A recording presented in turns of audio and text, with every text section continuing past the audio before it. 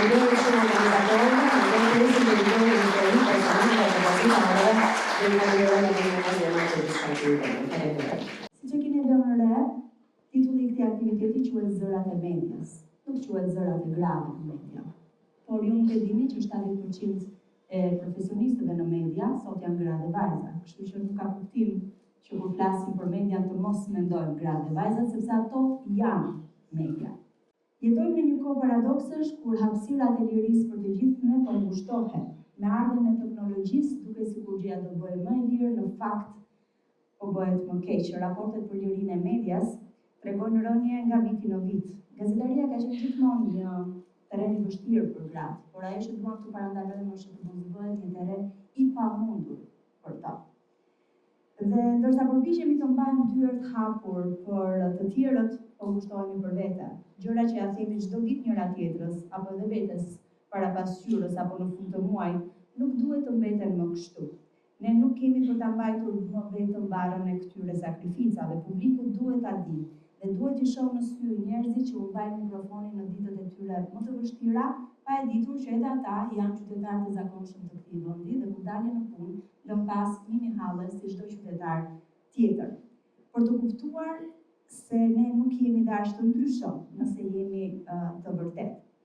Nuk jemi këtu për t'u ankuar, e kemi refuzuar këtë model që në produksionet tona të para, sidomos ai që bëte fjalë të ngrihet kundër dhunës, dhe refuzojmë atë. Nuk jemi këtu as për të mburur, edhe për të rënë gjoksit për të thënë a shikoni ne se ç'bëjmë. Të gjitha gratë dhe vajzat që do ndajnë sot historitë e tyre, besoj që po bëjnë punën e tyre, sepse nuk dinë të bëjnë ndryshe. Ne jemi këtu për të ndarë rrëfimet tona, sepse ne besojmë se duke treguar, ne fuqizojmë. Shoqëria jonë ka shumë nevojë të dëgjojë, të ndalë së foluri, të dëgjojë jo për të gjykuar, të dëgjojë për të kuptuar, jo për t'i vënë stërkëmsha njëri tjetrit, por për të mbështetur njëri tjetrin në zhvillimin e kësaj shtëpie të përbashkët që i themi të gjithë Shqipëri. Sepse kur bie njëra prej nesh, kemi rënë të gjitha, ashtu si kur ngrihet njëra prej nesh, ngrihemi të gjitha. Historitë që do dëgjoni kanë të gjitha brenda, historitë e rrëzimit, të ringritjes, të lëndimit. Ajo që i bashkon është besimi dhe forca, se duke qëndruar te vlerat e përbashkëta do t'ja dalim, se dorëzimi nuk është zgjidhje, se heshtja nuk është zgjidhje. Zgjidhja është të luftosh çdo ditë për atë që beson dhe këtë ta thuash me zë të lartë. Ndaj ju ftoj të dëgjoni Zërat e medias. Ajo që vjen të çelë siparin e zërvit në media ka një emër më të zakonshëm në Shqipëri. Edhe emri është ndër ato që mund të quhet i zakonshëm ndër shqiptarë. Por nëse i bëm bashkë emrin dhe mbiemrin e saj, të gjithë njerëzit do të thonë, ajo gazetarja.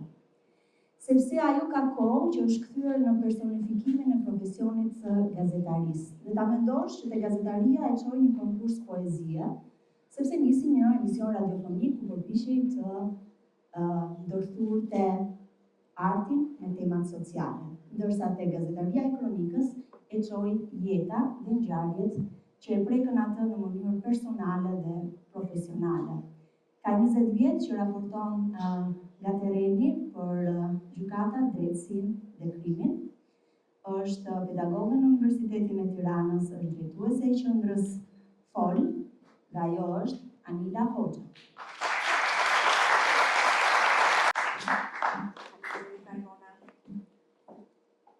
Përshëndetje të gjithëve. Është e vështirë të flasësh për veten, por unë këtë rrëfim ja dedikoj 2 grave gazetare që nuk jetojnë më pas një lufte me sëmundjet me ronj. Erma Zakoçani, gazetare ekonomie, dhe Sonila Nësares, gazetare për çështjet e drejtësisë. Shumë kush më njeh me emrin Anila Hoxha, por ka të fakteve dhe të vërtetës, do të them se ndjemi im mbyllet dhe ka emrin Hoxha me j. J-ja e brenda në fundit, më ra këtu në 1999, kur punoja në radio, isha studente në vitin e 2 për gjyqëtarësi në Tiranë dhe nisa emisionin sociokulturor mbas një çmimi me poezi për të rinë në Ballkan. 2 nga vargjet e asaj poezie ishin: pse keni frikë nga qend? Njeri u qencet dhe më shumë se një kafshuar. Si një studente që kisha nisur shkollën në 1987, jetoja edhe në konflikt. Në një nga mëngjeset kur po takoja për emisionin, në korridoret e konviktit u ndesha me 2 oficer policie. Ata thanë se një vajzë ishte gjetur e masakruar në Greq një studenti. Mbasi na pyetën, ajo u identifikua dhe quhej Kozeta Juseni. Kozeta ndiqte të njëjtin vit me mua dhe ishte në vitin e 2 për gjyqëtërsi. Ishte vajza e prokurorit Luftar Juseni që sapo kishte nisur luftën ndaj skafeve në qytetin e Vlorës. Qyteti që narku ishte kthyer në portën prej nga ku Shqipëria po zbrazej dhe shqiptarët po largoheshin duke vënë bast jetën e tyre. Mbas masakrimit Kozetës pash se si me pyetje pse kishte dalë studentja natën, bëri fajtore viktima, aty pash burokracinë, pash do të thotë të ndihesh i huaj në vendin tënd, pash se si njeriu kthehet në statistikë, në krim të pasbardhur dhe po, unë pata frikë. Ky ishte momenti kur vendosa ta lë radion, ta lë poezinë ndërthurje me të sepse kisha nevojë të pyesja nga terreni, me pyetje pse, si, kush, kur dhe ku. Dhe të nisja gazetari që quhet Rëndom, kronika e zezë, ose ndryshe aktualiteti. Vendosa të isha gazetarja që pavarësisht emri Kronike Zezë, duke filluar në shtypin e shkruar në atë kohë Republika në pasdita, të shkruaja artikuj, reportazhe, shkrime të thelluara, ngjarjet e ditës, duke raportuar kështu pjesën më të dhëmshme të vendit tim. Më pas nisoi edhe me televizionet Alsat, TV-Klan dhe Sot Top Channel. Je para kompjuterit dhe nuk di si ta nisësh fjalin, si të shkruash sepse ke parasysh që mbas një tragjedie dhe ngjarje të dhimbshme, tjetër është informosh dhe tjetër kujdesi të mos helmosh shoqërinë. Dhe tjetër gjë të kërkosh llogari, tjetër gjë të denoncosh e të përmbajsh fakteve. Por të gjitha i bashkon pas me diskutime vërteta. Ajo që kupton në fillim është diçka që pa merr frymën, në rastet që duhet të vish në familje të ndryshme edhe për t'i ngushëlluar. Ti gazetari kronikës Zezë që me raste në redaksi do të ndihesh si para një muri, sepse nuk e patur zemër ta kërkosh fotografinë e të tjerit. Dhe kështu ngjarje pas ngjarjesh, gazetari EPS u bie këmbëve të alarmit për fenomene shoqërore që më herët letërsia në për tragjeditë e lashta i trajton me personazhe të njohur si nënvrasja, incesti, femicidi, tradhtia, korrupsioni, rebelimi, mashtrimi e të gjitha tragjeditë e njerëzve.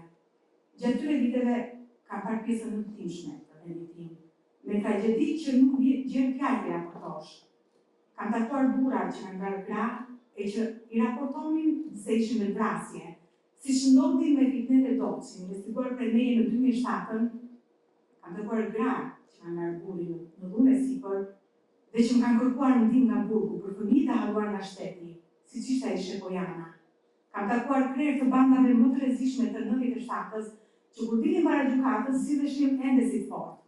Por të gjithë pasin përjashtim. Edhe nëse kisha investiguar me tyre dhe kur dyshonin se po ju prekej një drejt, vini një moment që kërkonin gazetarin dhe sikur më herët ta kishin shpallur armik. Sepse kur je gazetar bësh armik, sepse pyet pse. Unë sot jam 46 vjeç. Shoh një gazetari ku numri më i lartë i reporterëve në terren janë vajza e gra, por ato nuk promovohen. Siç duhet në karrierën e vërtet mediatike. Grua apo burr, të jesh në gazetari, të jesh reporter terreni. Duhet të jesh një makinë që nuk fiket kur dhe nuk ke kohë për veten. Dhe kjo nuk lidhet me konkurrencën, kjo nuk lidhet me prodhimin, as me sasinë e titujve. Nuk kam pritur që të jetë lehtë. Nuk ka qenë e lehtë dhe nuk ka për të qenë. Unë kam humbur njerëz që ju kam thënë më prit 5 minuta, ose të telefonoj unë, por më pas mbi ta kam vendosur si prioritet lajmin duke vrapuar pas tij. Dhe këtë e kupton vetëm një gazetar.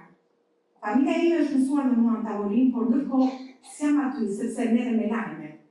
Ata që më njohin e dinë që është e pamundur të përgjigjem në kohë nëse jam përfshirë në zbardhjen e një çështjeje. Dhe sot them, a duhet të rishpikesha kështu, nga dikush i lexonte poezi u bëra një lumtuese që lexon dosje me detaje njerëzore dhe që më pas ma duhet kohë të procesoj e t'ia sjell publikut. A ja ne të shqetësohem kur një titull grac mund të lëndoj dikë, që mund të edukoj, që nuk denoncon. A ja ne të shqetësohem kur lexoj gazetarin e lëshon bombën, por nuk ka vendosur të qëndroj.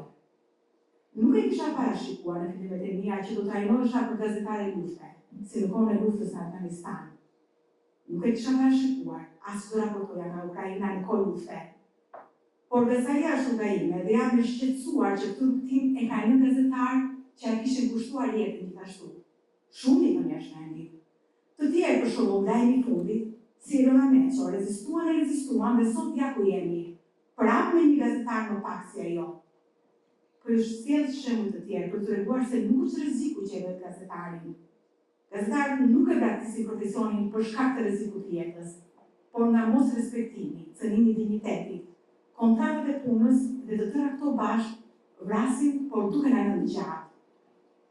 Dhe kjo mos u ndodh, duhet që ata që japin këtë misioni të mos u ndodh si tek tregimi princi i lumtur. Në qytet shkëlqente një statuj, duke aq e lumtur, poshtë njerëz të vrarë, varfër, smundje, korrupsion dhe një mihade. Por statuja ishte aty duke i pandjeshme dhe me çdo gjë duke i në terezi. Megjithatë statuja vuante teksa përshtonte të vërtetën. Mendimin e një ndërndyshje, shkuli syrin e parë të Rubinit dhe ja dërgoi një familje në skamje. Shkuli më pas syrin tjetër dhe ja dërgoi një vajzë që po shfrytëzohej në punë si e rritur. Problem pas problemi shkuli të gjitha gjërat e vetes derisa një ditë dikush hodhi vështrimin dhe pa se nga statuja nuk ishte mbetur asgjë. Dhe e flakën. Faleminderit.